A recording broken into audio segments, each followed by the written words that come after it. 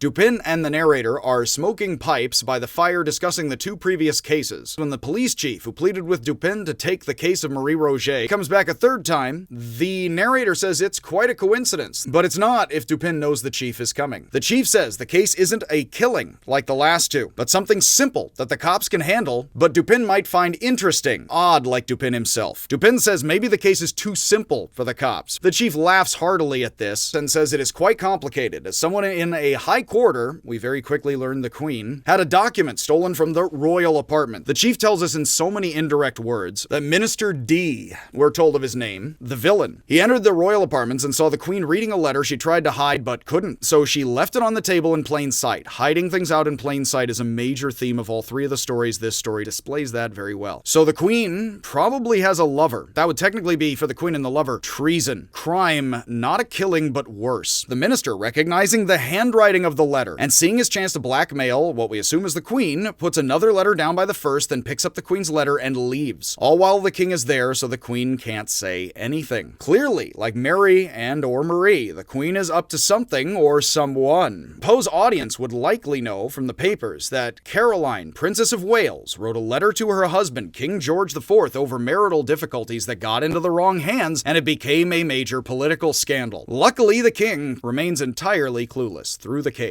The sinister minister, like Dupin, can read people, reading the Queen correctly, first her anxiety and then her position. The Queen has charged the chief with finding her lost letter, but we never learn anything about its contents, its word or overall emotional point, but we suspect exactly what it is. Dupin notes the minister can't use the letter openly, but as long as he holds it and doesn't use it, he has the Queen under his thumb. The minister, like Dupin and the narrator, is out all night every night, and the chief had all the King's men turn over every inch of the minister's apartment several times for hours without finding anything, and search every building 2 buildings over, using every technique to the fullest extent. We are exhaustively told they use microscopes on all the cracks in the furniture, checking all hiding places. They have all the resources of the state. They have all the policemen. And the chief also says, without saying it directly, that he personally has dressed up with other cops as robbers, detained the minister twice, searched him and didn't find the letter. Dupin says the minister is not a complete fool, but the chief says the minister is a poet, so he is nearly a fool. Dupin says, true,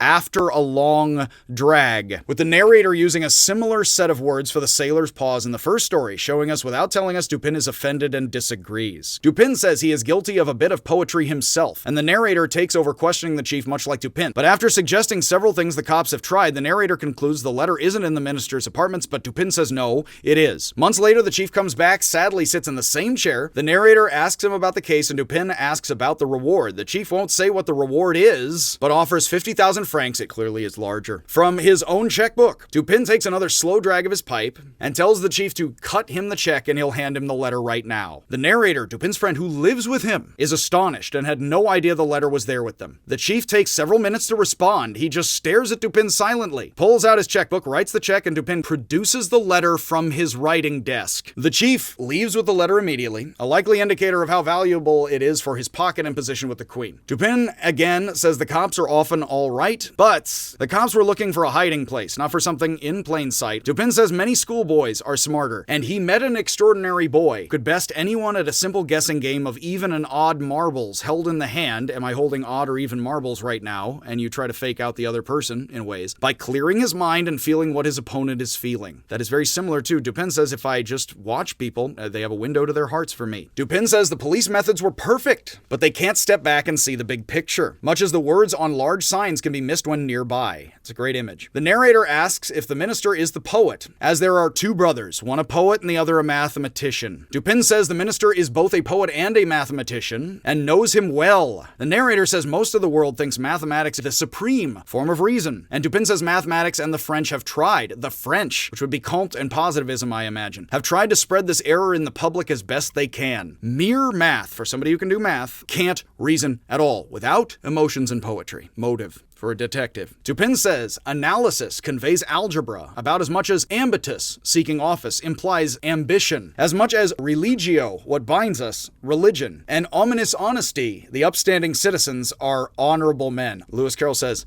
mean what you say, and say what you mean. The words and the emotions, the math and the poetry. Thus, analysis is more than algebra, as thought is more than symbol and title. Dupin quotes the French aphorist Chamfort: "You can bet on the fact that any idea or convention widely accepted is wrong, for it is simply convenient to the greatest number. Poe chooses a poet to show us the greater truth, while suggesting mere mathematics is for common dupes. Abstract algebra does not lead to general truth, because in morality and chemistry the whole is more than the simple sum of its parts. It is not finite truths, atomic and complete in themselves, a la Russell, but truths of relation," which is much later Wittgenstein, "of relationships between the elements of the situation." He accuses the mathematicians of pagan mythology, and says if you tell a mathematician truth is not simply equations, you should take care to step back, as they will try to knock you out, unaware of the overall emotions involved. Dupin says he knew the minister left his apartment so the cops could thoroughly search it. So he visited the minister the other day. So he leaves a gold snuff box on the minister's table, returns the next day to fetch it, pays a man in the street to fire a gun in the air as if it is misfired. Dupin switches the letter on the mantle for a copy he created from his own desk at home. Dupin says the minister would have killed him, like a mathematician would knock you over, or down, or worse, if he knew he had the letter. So he left quickly, but he left the minister a clue, as leaving it blank would simply be insulting. A verse that should let the minister know just how he was fooled when he next looks at the letter. Apparently Dupin wants to be complexly insulting, not simply insulting. The minister has stepped on a lot of people to gain more and more power, Dupin says. A monster of a man, and a genius, both poet and mathematician. So the worst of monsters. Dupin says the minister did him an evil once in Vienna, much as the bank clerk did him a favor once in the first story, which is again why Dupin solves the case, and so he leaves the minister a final quote in his own handwriting, which the minister will recognize. It says, "A scheme so hateful, if it is not worthy of Atreus, is worthy of Thyestes." In ancient Greek myth, Thyestes sleeps with his twin brother Atreus' wife. Atreus gets revenge by serving Thyestes his own children in a stew, famously. Dupin and Minister D of the Purloined Letter are twins, as the critic Milner argued, and I believe in the 70s, which many missed before him. Both of them poets and mathematicians, the two brothers, both handsome, both brilliant, which leaves one more thing unsolved. Like the sailor's second in the Rue Morgue. Who is the Queen's lover? The Queen's second. There's only one possible candidate who is handsome and brilliant, poet and mathematician who seems to have little energy but dupes others and gets around, is talking to a schoolboy he admires. Like his twin, but unlike his twin, not a monster, but someone who loves and cares for others, because we are literally told Dupin produced the note from his desk for the chief. If we read those words literally and figuratively, Dupin is the lover, and he produced the note from his desk twice. The first time when he wrote it for the Queen as her lover, and the second time when he retrieved it for the chief. That is why his twin recognized the handwriting while the letter was in the Queen's hand from the beginning.